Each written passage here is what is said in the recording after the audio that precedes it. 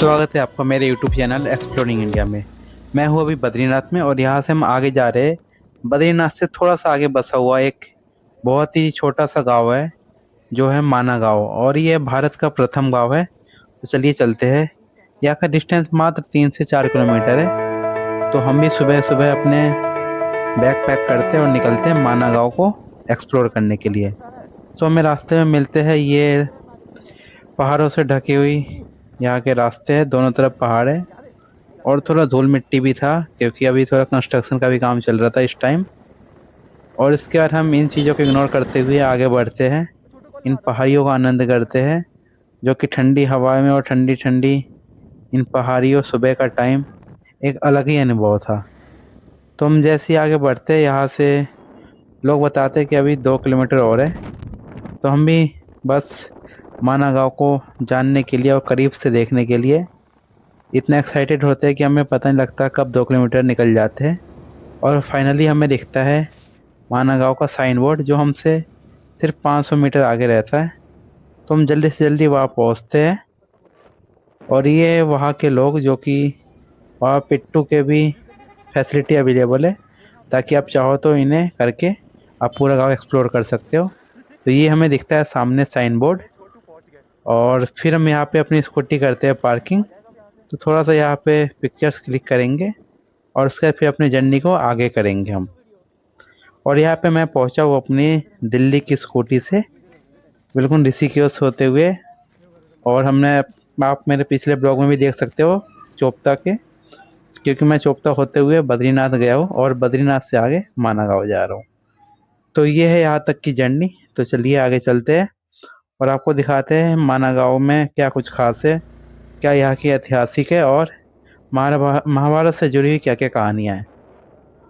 तो बस थोड़ा सा रास्ता और आगे रह जाता है जहाँ पे हमें पहले देना होता है यहाँ पे 10 रुपये का टोल, जो कि यहाँ के साफ़ सफाई में ध्यान देने के लिए लगते हैं।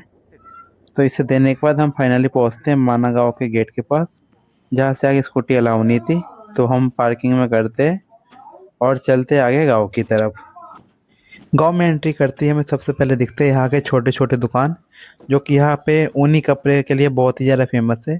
यहाँ के लोग अपने हाथों से बने हुए ऊनी कपड़े बेचते हैं। तो आप चाहो तो यहाँ पे शॉपिंग भी कर सकते हो। और इनसे हम आगे बढ़ते हुए चलते आगे। और यहाँ पे गांव पे हर दीवारों पे तरह तरह की भगवान से जुड़ी हुई पेंटिंग बनी होती है, जो कि देखने में काफ़ी ज़्यादा अच्छा था।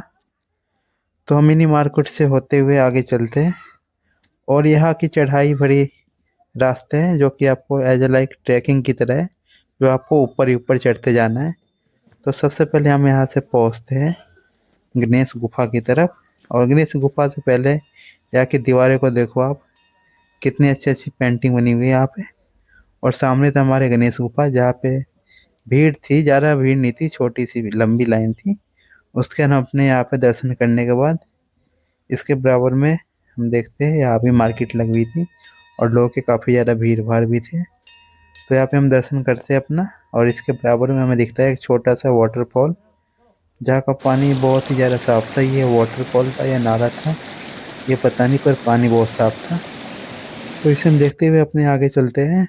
और जहाँ हम आगे जाएंगे यहाँ से दिखता है माना गाँव का बिल्कुल ब्यूटी, जो कि देखने में काफ़ी अच्छा दिखता है, क्योंकि इसे यहाँ का व्यू पॉइंट भी बोलते हैं। और यहाँ से पूरे गांव के नज़ारे कुछ इस टाइप का था जैसे हम सीनरी में देखते हैं, और आज मैंने यहाँ पे रियल में देखा। तो काफ़ी अच्छा था यहाँ। और यहाँ से उस तरफ सामने बिल्कुल है भारत का प्रथम चाय का दुकान, जहाँ हम चलेंगे वहाँ पे और देखते हैं कैसी वहाँ की चाय।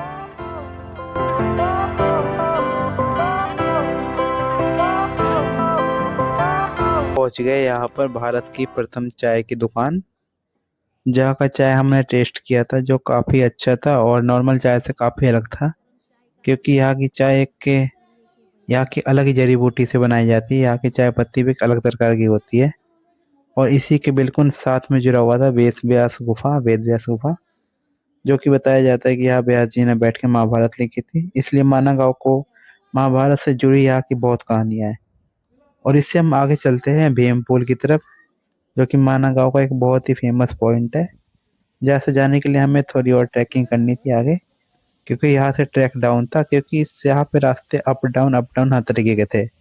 तो यहाँ से ट्रैक डाउन करते हुए हम आगे चलते हैं और यहाँ से हमें दिखता है बिल्कुल इस टाइप का नज़ारा।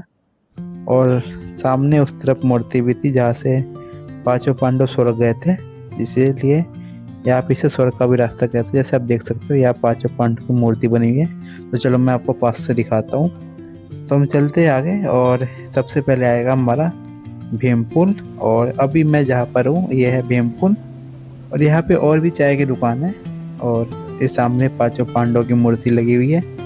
और इसके बाद हमें दिखता है गणेश जी की यहाँ पे मंदिर थी और इस साथ में बहती हुई सरस्वती नदी। सरस्वती नदी के बारे में बताया जाता है कि ये माना गांव से यहीं से बहती है और यहीं पे लुप्त हो जाती है। बाकी आगे सच्चाई क्या है अब पता नहीं इसका, पर ऐसा कहा जाता है कि नदी यहीं पे लुप्त हो जाती है। तो हम भी यहाँ पे इनको कैमरे में कैद करते हुए अपने आगे बढ़ते हैं और सरस्वती नदी के पास में ही है।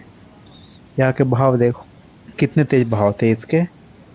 और ये जो नदी निकल रही है ये है भीमपुल पे बनी हुई है और ये है सामने भीमपुल।